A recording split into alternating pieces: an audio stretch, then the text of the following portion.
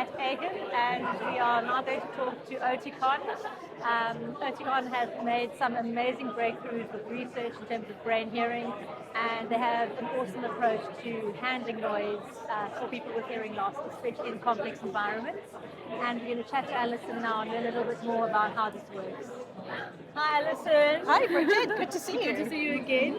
Thanks for taking the time to chat with me. Of course. As you know, I've always been so fascinated with the brain hearing philosophy Yes. and how Oticon's algorithms and research goes into looking at speech and how the brain processes speech in complex environments like this. Yeah. So I'd just like you to tell us a little bit more about the latest intent and the updates. Sure. Yes. Yeah. So Oticon Intent is our newest hearing aid. It's built on the brain hearing philosophy, and it's really an evolution of all the great work that's gone in before that. So a few years ago, we introduced the open sound concept, where we preserve speech in 360 degrees.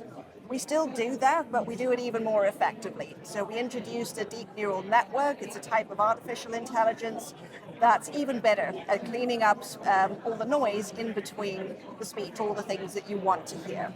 So Oticon Intent also has an accelerometer in the hearing aids, and it's monitoring how your head is moving or not moving, and if you're walking or standing still. And it uses that information to decide what kind of support you actually need. So, like the conversation we're having now, we want to maximize just the conversation and actually turn down the noise really effectively. But if you're walking through the space, then you actually want to hear a bit more of the environment. So it knows to do that. And also if you're in a group conversation, it knows to how to support you with that as well. So it's really clever to giving your brain the right support at the right time.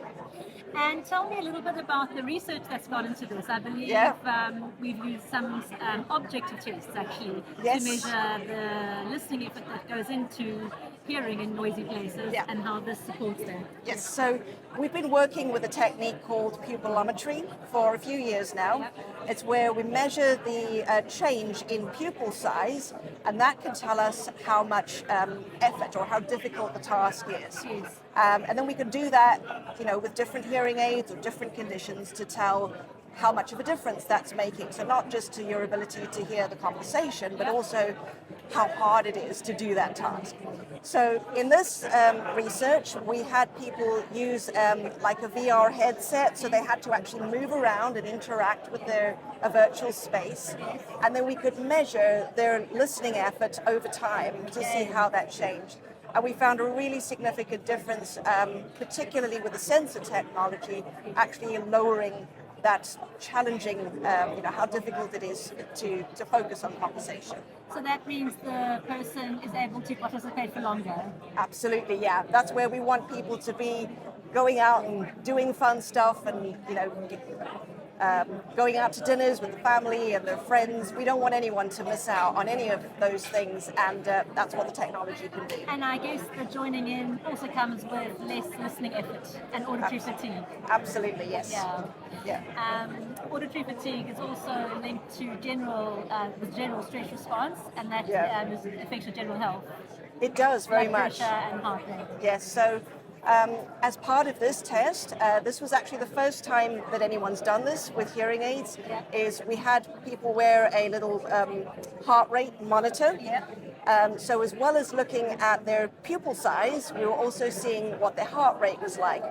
What we found is that the difference when a person goes into a very challenging environment is that their heart rate was actually 40% lower than it would have been. So it's not just the effort, it's also the stress that they're under that's less. Yes.